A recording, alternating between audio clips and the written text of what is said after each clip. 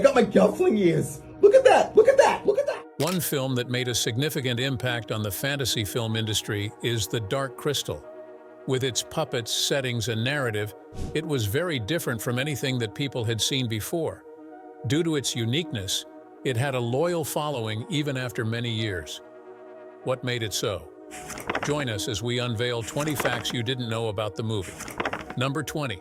It was directed by Jim Henson and Frank Oz. Jim Henson and Frank Oz directed The Dark Crystal. When the film was released in December 1982, many viewers were surprised to discover that it was not another light-hearted puppet show, but a dark fantasy epic that broke new ground in cinema. At the time, Jim Henson was already world-famous for creating The Muppets, a franchise that had brought him global recognition throughout the 1970s, and he was also the creative mind behind Sesame Street, which had premiered in 1969. Frank Oz was his closest collaborator, a man who had lent his puppeteering and voice to characters like Miss Piggy, Fozzie Bear, Grover, Cookie Monster, and later Yoda in Star Wars Episode V, The Empire Strikes Back, which was released in 1980. Together, Henson and Oz had worked for years to redefine what puppetry could achieve, but The Dark Crystal was their boldest step, a film where not a single human actor appeared on screen. Henson had been developing the idea since 1975, after seeing an illustrated book by Leonard B. Lubin that inspired him to explore darker fantasy themes. He wanted to show the world that puppets were not limited to comedy or education, but could carry a dramatic story with mythological depth. This ambition led to the creation of an entirely original world, with its own history, languages, and creatures. Number 19. The first film to use only puppetry and animatronics. The Dark Crystal stood out immediately in 1982 because it was the first time anyone had seen a full-length film with no human actors showing up on screen. Everything you saw was either a puppet or an animatronic creation, and that choice gave it a very different feel compared to other fantasy films of the time.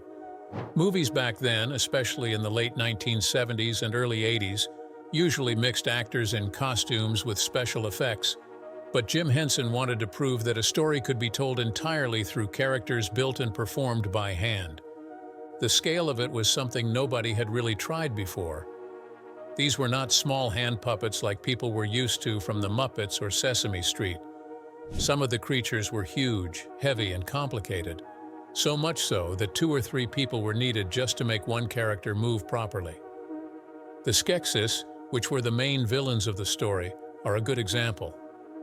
The performers inside the suits could barely see, and they had to walk around carrying all that weight, while other puppeteers controlled the eyes and mouth with remote systems. It was uncomfortable, sometimes even painful, but it gave the creatures a strange, lifelike presence that makeup and costumes could not achieve at the time. The animatronics used in the film were considered cutting edge. Tiny motors hidden inside the puppets made it possible for them to blink, sneer, or move their eyes in ways that felt surprisingly real. Instead of combining puppets with people, Henson focused everything on one goal: creating a completely fabricated world. That was a risky decision because audiences were not used to it, but it also became the main reason The Dark Crystal still feels unique even decades later. Number 18. Years of work before the movie was even filmed. The Dark Crystal was not something that Jim Henson conceived quickly and then filmed immediately. He had the idea in his head for years, all the way back in the middle of the 1970s, and he kept working on it little by little until it finally turned into a real movie. In 1975, he saw drawings by an artist named Brian Froud, and those drawings were full of weird-looking creatures in strange places, not the usual happy and colorful stuff people knew Jim Henson for. That gave him the push to try something different. He thought, what if I make a whole story in a world like this, with its own creatures and its own history? From then on, Jim and his team continued to sketch, write, and discuss ideas. He did not want to use an old fairy tale or a story people already knew. He wanted his own world, brand new, with its own rules. That is how the planet called Thra was born, with the crystal at the center of everything. The Skeksis on one side, the Mystics on the other, and the Gelflings caught in between. Much of this backstory was never fully revealed in the movie, but Jim wanted it written down so that the entire story would make sense, even if the audience never saw it all. By 1979, they were ready to really start building things, but even then, the story kept changing. Some of the first scripts were too hard to follow because the characters were speaking strange made-up languages and test audiences had no idea what was going on. So they had to redo parts, add clearer dialogue, and make it easier to understand. Those years before filming were long and tough, but without that work, the movie would not have felt so real when it finally came out in 1982. Number 17. Brian Froud is responsible for the design of the creatures and world. The look of the Dark Crystal was largely inspired by an artist named Brian Froud. Jim Henson had seen his drawings a few years earlier, and he liked them so much that he asked Brian to join the project. Brian's drawings were strange, not the kind of fantasy art people were used to. His creatures were both funny and scary, yet they also felt so real, as if they were living in a particular world somewhere. That style was exactly what Jim wanted because he did not want the movie to look shiny or perfect. He wanted it to feel raw, different, and alive. Brian ended up designing almost everything you see in the movie. He drew the Skeksis with their sharp faces and heavy robes. He made the Mystics with their long arms and droopy look. And he worked on the Gelflings too, who were meant to be the closest thing to humans in the film. He even thought about the animals, plants, and the tiny background creatures because Jim believed that every little detail mattered. If the world looked real, people would believe the story even more, even if it was all a puppet show. The hard part was that Brian's drawings were not always easy to build. Some of the creatures were too heavy, or the puppeteers could not move inside them the way the drawing showed. That meant the workshop team had to make changes while still keeping the feel of his art. Brian worked closely with them, so it was never just an idea on paper. It became something that could actually move on screen. Later, Brian worked with Jim again on Labyrinth in 1986, which is why people still link his art style to both movies. Number 16. The Skeksis language problem.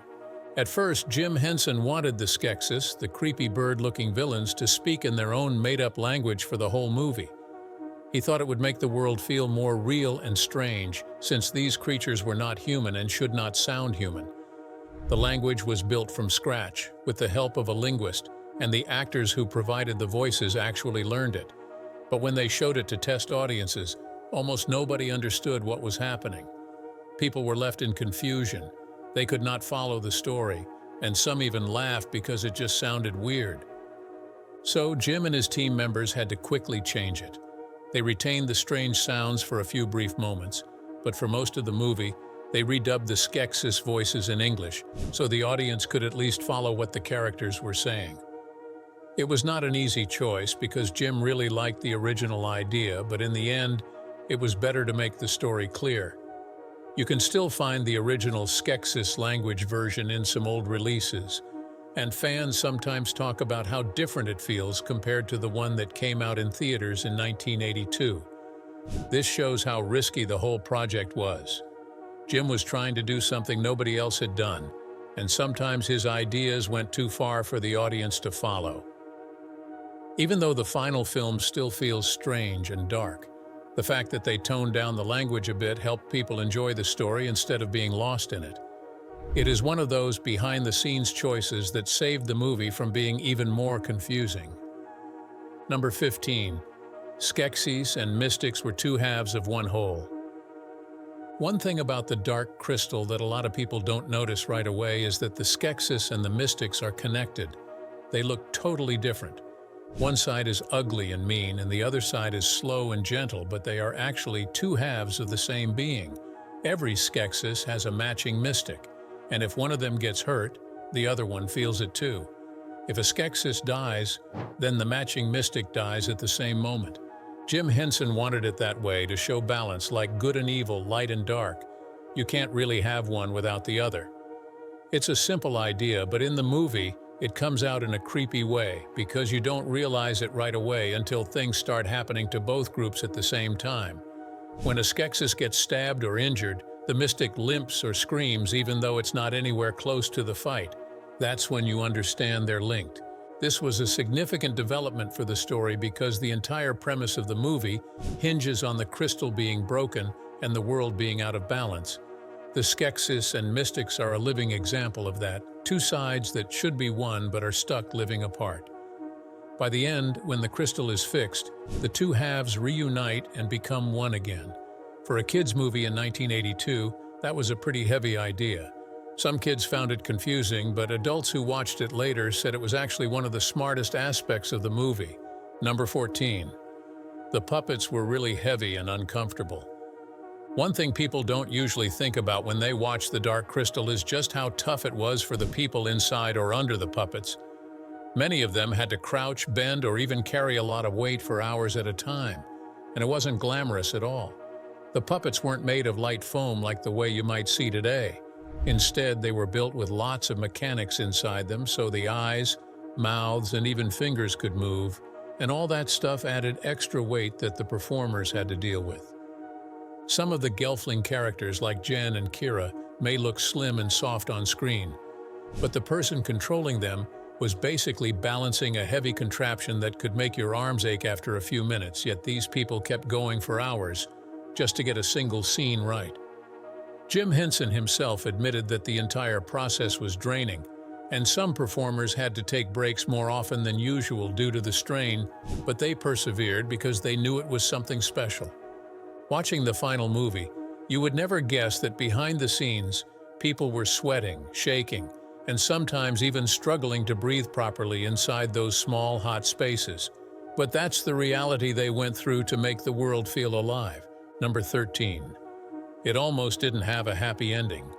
Jim Henson and his team, who wrote and acted in The Dark Crystal, considered giving the story a much darker ending than the one it ultimately received. At one point, it seemed like Jen and Kira might not survive even after repairing the broken crystal.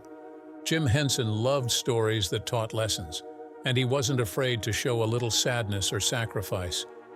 As a result, there were talks about making the movie end with a bittersweet tone, where the world is healed but not every character makes it. Some drafts of the story had the Skeksis and Mystics merging back into one being in a way that looked frightening instead of magical, and people working on the project argued about whether kids would be able to handle that. It took a while, but finally Henson agreed that it should end on a hopeful note, with Jen and Kira alive and the crystal shining again, because even though it was meant to be a dark fantasy, he wanted families to walk away with a sense of hope. If you think about it, the movie already has some scary moments for children, so maybe a tragic ending would have been too much. And in the end, they chose to leave the audience with something a little brighter, which is probably why so many people grew up loving it instead of being completely scared by it. Number 12. The movie was released with a purpose. The Dark Crystal officially hit theaters in the United States on December 17, 1982, just a few days before Christmas, and that timing was actually chosen on purpose because the studio thought families would be looking for a movie to see during the holiday break. Even though it had been years in the making, when it finally came out, there was a mix of excitement and confusion because people didn't really know what to expect from a fantasy film made entirely with puppets and no human actors. At that time, most people were used to seeing puppets being funny and singing songs. So when they walked into theaters and saw creepy Skeksis hissing at each other in strange voices, some didn't know how to feel. The movie didn't become a huge blockbuster like E.T. the Extraterrestrial, which also came out in 1982. But it slowly gained attention from kids and fantasy lovers who liked how different it was. December 17th ended up being the day this unusual film started its journey. Over the years, it has become a tradition for some fans to rewatch it around Christmas due to its release date, even though it isn't really a Christmas movie. Number 11. The new designs were huge. The new set designs in the movie Dark Crystals were quite massive because these producers went all out building these huge and detailed pieces that could pass for entire city blocks. Instead of faking the backgrounds or relying only on simple tricks, they actually constructed real streets, gloomy alleyways, and luxurious interiors to give the film that old New York feeling. It was a bold choice because it cost a lot and took so much effort. but it gave the movie a physical weight that you can still notice when you watch it today. When the hero walks down a misty street or the camera pans across a busy city scene, most of that was not just painted backdrops or computer screens, it was really there. The actors could touch the walls, lean against lampposts, and slam doors that were heavy and real. That makes a big difference because it feels more alive than a flat background. People often say that is one of the things that helps the movie stand out, even though the story itself has mixed reviews. Number 10. Critics were divided when it first came out.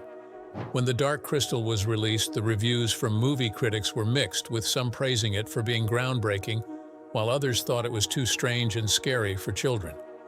Big newspapers in 1982 wrote that it was very interesting to watch, with designs that looked amazing on the big screen. But they also pointed out that the story felt heavy and sometimes slow. It was not particularly healthy viewing, especially for younger viewers. Some parents even complained that their children were frightened by the Skeksis, saying that the movie looked too dark compared to others. It wasn't what they expected from the man who made the Muppets. At the same time, some people loved that Jim Henson took such a bold risk and created a world that felt completely original, rather than just another fairy tale with singing animals. Over the years, people have softened on it, and now most reviews you see online are very positive, calling it a cult classic. But back in 1982, it wasn't treated as kindly.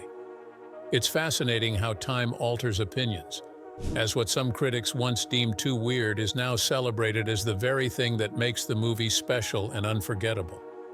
Number 9. The Skeksis were based on real animals. The Skeksis, who played the part of villains in The Dark Crystal, didn't just come out of nowhere. The designers actually studied real animals and even some human features to create their creepy look.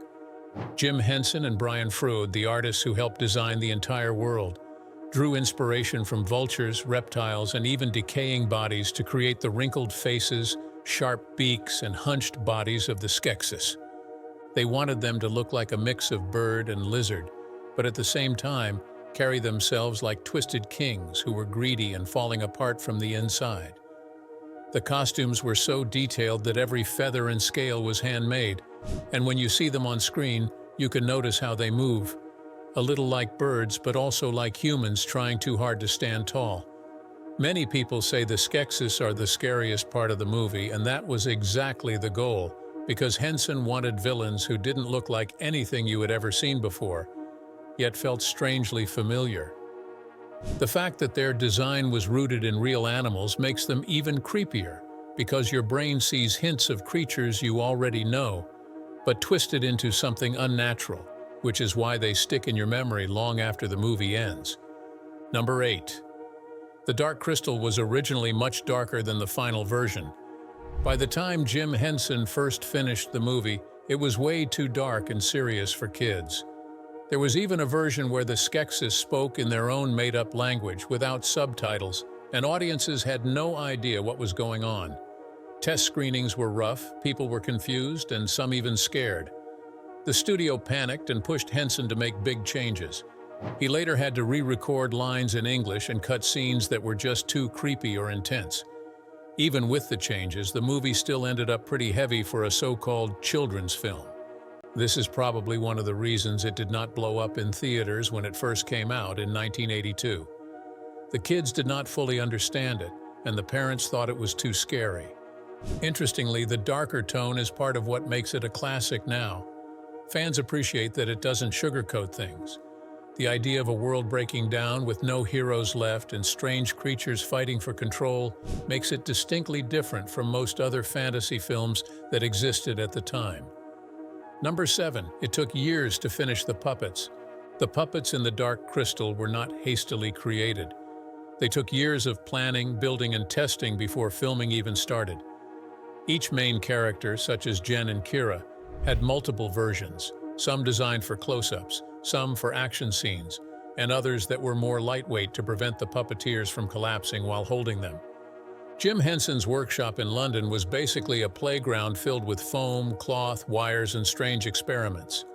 Puppeteers and artists spent months just figuring out how to make the creatures walk, blink, and move naturally.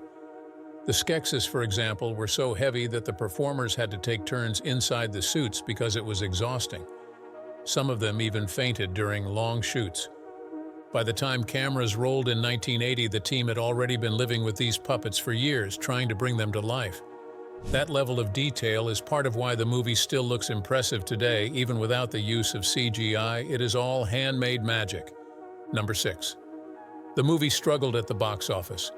When The Dark Crystal came out in 1982, it did not really do well in theaters.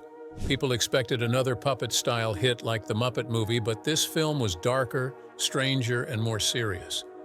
It confused many families who thought they were walking into a fun puppet adventure. The movie made money, but not as much as the studio hoped.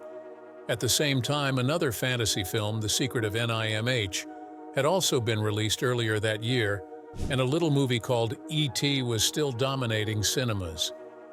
Against competition like that, The Dark Crystal did not stand much of a chance. It was only years later, through VHS and TV reruns, that the film gradually gained fans. Kids who grew up watching it at home fell in love with the world and passed it down to the next generation. Today, it is seen as a cult classic, but back then it was a tough sell. Number 5. The Skeksis were partly inspired by birds. When designing the Skeksis, Henson and Brian Froud drew inspiration from vultures, hawks, and other birds of prey. They wanted the villains to resemble something that had decayed, yet was still clinging to life. That is why the Skeksis have long beaks, sharp faces, and bony bodies. The puppeteers studied how birds move their necks and tilt their heads, and then incorporated this movement into the Skeksis' performance. The result is creepy and elegant at the same time. Some Skeksis even had real feathers attached to them to make them more lifelike. Most fans still consider the Skeksis to be some of the scariest puppets ever put on film, and it is easy to see why. Their design has a way of making you feel uneasy, like they are both regal and rotten at once. That mix came directly from studying nature and twisting it into something nightmarish. Number 4. There was almost no CGI used. Unlike movies today, The Dark Crystal relied almost entirely on practical effects. There was no computer-generated imagery since it was 1982 and CGI was barely even a thing. Everything you see on screen is real, from the moving landscapes to the glowing crystal. There was no artificial aid or assistance. To pull it off, the team used miniatures, matte paintings, and clever lighting tricks. Some shots were done with forced perspective, making a small set look huge. The Mystics, for example, were shot on carefully built stages to make their long arms and slow movements appear natural. Because it was all handmade, the film still holds up really well today. There is a weight and texture to the creatures that CGI often misses. It demonstrates the power of creativity, even without the aid of computers. Number 3. Some darker elements of Skeksis rituals were cut from the final version. When they were making The Dark Crystal, Jim Henson and his creative team actually filmed quite a few scenes that never made it into the final movie. Some of these deleted moments were especially dark, showing more of the strange and sinister rituals of the Skeksis, and there was no need to keep them. The Skeksis, of course, are the greedy, vulture-like creatures who rule over Thra. Henson wanted them to be disturbing and frightening, but initially, the film leaned even further into their cruelty. There were sequences that consistently showed them performing elaborate ceremonies, chanting in their guttural language, and even preparing sacrifices. This definitely added to the sense that the Skeksis were twisted and quite dangerous. It also made the movie feel much heavier, almost too much for the younger audiences Henson hoped would be able to watch and enjoy it. So the team made the tough call to cut out a number of these scenes. The goal was not to make the Skeksis less scary, because even in the final cut, they remain nightmare fuel. Instead, it was to balance the darkness with enough light so that viewers could still root for Jen, Kira, and the forces of good. Even after the cuts, some people still found the movie too frightening for children. But imagine how much more unsettling it could have been if the full version had stayed in. What is even more fascinating is that these deleted sequences have achieved a mythic status among fans. People love to speculate on what they contained and how they might have shifted the tone of the whole film. Storyboards, scripts, and behind-the-scenes notes suggest that the Skeksis were originally portrayed in an even more grotesque light. One example is a ritual involving the darkening of the crystal, where the Skeksis would chant and claw at the air while the light in the room drained away. In another, they celebrated with cruel laughter as creatures were dragged away.